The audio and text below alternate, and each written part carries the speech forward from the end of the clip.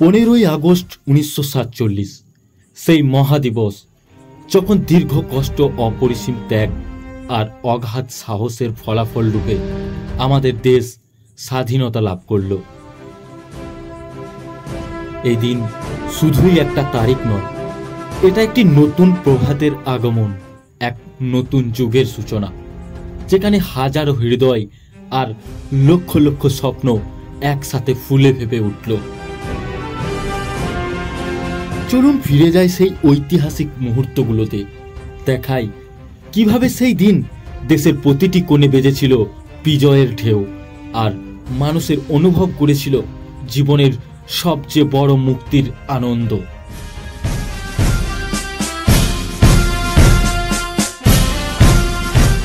একসাথে যুদ্ধে নেমেছিল তারা, একসাথে স্বপ্ন বুনেছিল তারা, আর আজ সেই ঐতিহাসিক দিনের স্মৃতি আমাদের গর্ব আর প্রাণের ভাষা। 1940 থেকে 1947 এই 7টি বছর এক ইতিহাস যা কখনো ভুলে যাওয়া যাবে না। ব্রিটিশ শাসনের নির্মম হাতের জোর, নিষ্ঠুর নিপীড়ন আর অবিচারের এই ছায়া। তবুও এক ঝাঁক স্বাধীনতার স্বপ্ন দেখার মানুষের দল দম নেয় না। তারা জানতো আজকের ত্যাগেই লুকিয়ে আছে আগামীকাল মুক্তির আলো। বিভাজনের বিষ বৃক্ষ গজাতে দিলেও আমাদের হৃদয় ছিল এক, আমাদের আশার জোয়ার কখনো থামেনি। আমরা শুধু স্বাধীনতা চাইনি, আমরা চেয়েছিলাম মর্যাদা, আমরা চেয়েছিলাম একসাথে বাঁচার অধিকার। 1947 সালে 15ই আগস্ট, সেই অবিস্মরণীয় রাত যখন ভারতের প্রাচীন শৃঙ্খল কেটে গেল স্বাধীনতার ঝান্ডা মেলায়। রাত 12টায় লন্ডনের সময় অনুসারে দরবার হলে এক দীর্ঘ সংগ্রামের পর এক সাহসী নেতার কণ্ঠে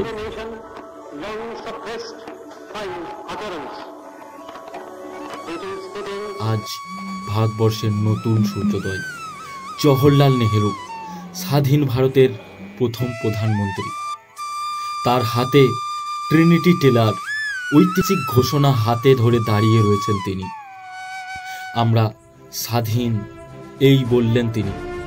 আমরা আজ একটি নতুন অধ্যায়ের সূচনা করলাম, যেখানে শোষণ আর অন্যায়ের অবসান ঘটবে। কলকাতা, দিল্লি, মুম্বাই, প্রতিটি শহর, প্রতিটি গ্রাম আনন্দে ঝলমল করছে।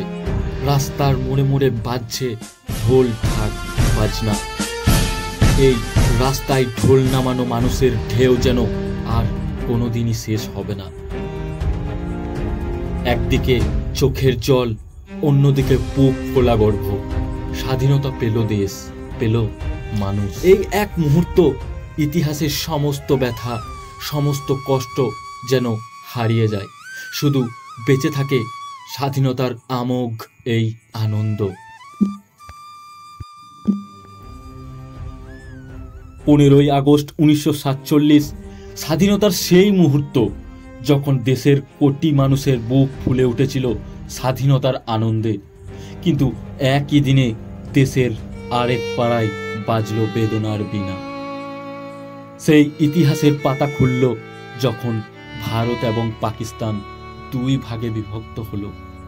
একটি দেশ ভাগ হয়ে গেল দুইটি জাতির গল্প, আর শরণার্থী রূপে পথে নামল লাখো লাখো মানুষ। একই মাটির সন্তানেরা, একই ভাষায় কথা বলা মানুষেরা একসঙ্গে আর থাকতে পারল না। বৈষম্যের বীজ বোনা হলো হঠাৎ করেই, যেখানে প্রতিবেশী প্রতিবেশীকে সন্দেহ করল, ভয়ে ভেঙে পড়ল সেতু, বন্ধ হলো বন্ধুত্বের হাত। শীতের কাটা কাটা বাতাসে অনিশ্চয়তার অন্ধকারে পাড়ি দিল লক্ষ লক্ষ মানুষ। মা হারালো তার সন্তানকে, সন্তান হারালো তার মাকে। পরিবার ছিন্ন ভিন্ন হয়ে গেল। দুরন্ত ট্রেনের প্ল্যাটফর্মগুলো যেন এক এক করে মৃত্যুর আর বেদনার গন্তব্যস্থল হয়ে উঠল। শত শত পরিবার হারালো তাদের শেষ ঠিকানা, তাদের শান্তি। শান্তিপ্রিয় জনতা হঠাৎ হয়ে উঠল দুর্বল, অজানা ভয়ে আর সন্দেহের চোখে দেখে একে অপরকে। ভাইয়ের কাছে হারানো বোনের করুণ আর্তনাদে। ইতিহাসের সবচেয়ে কষ্টের অধ্যায়গুলো লিখিত হলো এই বিভাজনের রক্তাক্ত কালো ছায়ায়। স্বাধীনতার আনন্দের সঙ্গে সঙ্গে বেদনার বোঝা বহন করতে হলো এই জাতিকে। তা আজও আমাদের হৃদয়ের গভীর থেকে ছিন্ন ভিন্ন হয়ে ওঠে।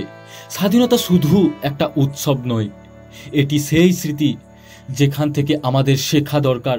যখন আমরা স্বাধীনতার গর্ব উপভোগ করি, ভুলে যাই না তাদের যাদের জীবনের কষ্টের সেই কালো দিনগুলি ছাপ রেখেছে, যারা হারিয়েছেন সব কিছু শুধু আশার আলোকে হার মানেনি। স্বাধীনতার আনন্দে আনন্দিত হন, কিন্তু বেদনার স্মৃতিকে শ্রদ্ধা জানাতে ভুলবেন না। কারণ শুধুমাত্র একটি স্বাধীনতার দিন নয়, বরং সেই সব অদৃশ্য চোখের জল, হারিয়ে যাওয়া আত্মত্যাগ আর হৃদয়ের বেদনার গল্পে জড়ানো একটি জীবন্ত স্মৃতি। আমাদের রক্তে লুকানো সেই একতার বন্ধন, যে বন্ধন আজও আমাদের হৃদয়কে শক্ত করে ধরে রাখে।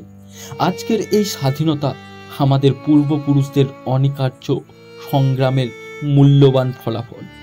আমরা যদি আজও তাদের সেই বেদনা বুঝতে না পারি, তাদের সেই ত্যাগ শ্রদ্ধা করতে পারি, তবে আমাদের দেশের আগামী দিনের পথ খুব সুগম হবে।